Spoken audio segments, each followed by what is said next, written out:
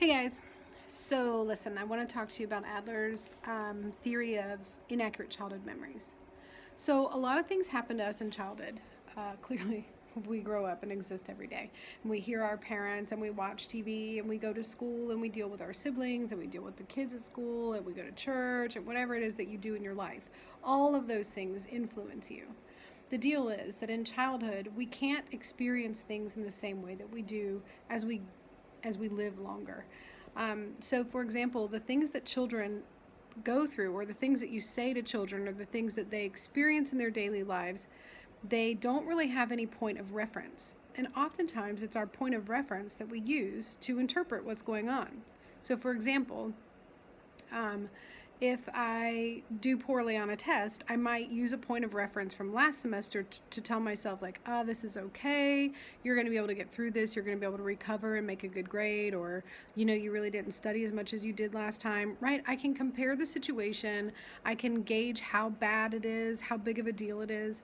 A lot of times in our adult lives, when we enter into situations and things don't really go quite as we expected them, when we feel really nervous is when we don't have a point of reference. We don't know. We've never been in this situation before, so we don't really know. Like when you're brand new at college and you fail a test, it's a lot bigger deal than after you're in school for 2 or 3 years and you do poorly on something. You have figured out, and typically you know why you did poorly, you know how it's going to affect your grade, you know how to recover from that, or if you're going to have to drop the class. But it's that first experience that really rattles you and leaves you upset. Well, childhood is really just a series of those first experiences.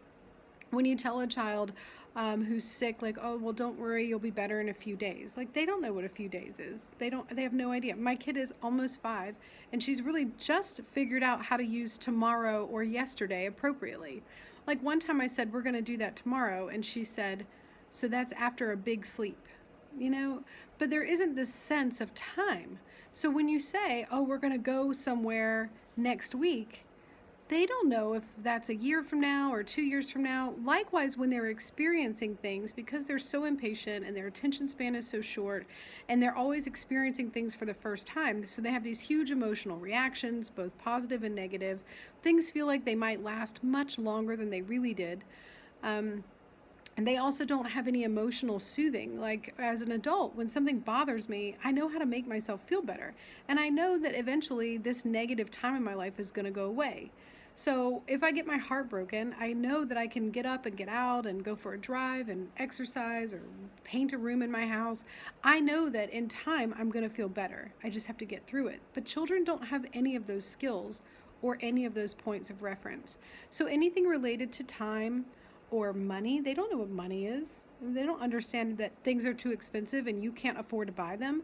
They don't understand marriage and relationships and conflict and fighting or alcoholism and addiction and poverty. And they don't understand any of those adult struggles that we have.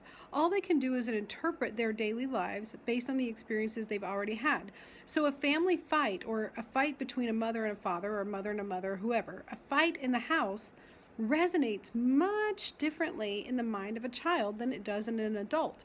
In an adult's brain, it's like, oh, that was a bad fight. I wish it hadn't happened. I wish it hadn't happened around the kids, but it's over now and we'll get on the road, whatever. But to a child, that might be something much more traumatic, that like, oh my God, mom was crying or dad was yelling or somebody threw something, or, and if that happens, maybe 2 or 3 times, in the end, you end up with this like adolescent who says like, oh, my family had these big violent fights and my mom and dad were fighting all the time. And I can remember hearing things breaking and my mom crying. And that's horrible, and we want to avoid that at all costs. However, it could be that that really only happened 2 or 3 times when the child was at a very vulnerable age. Yet, as an adult, they would reflect and say, my family did this a lot.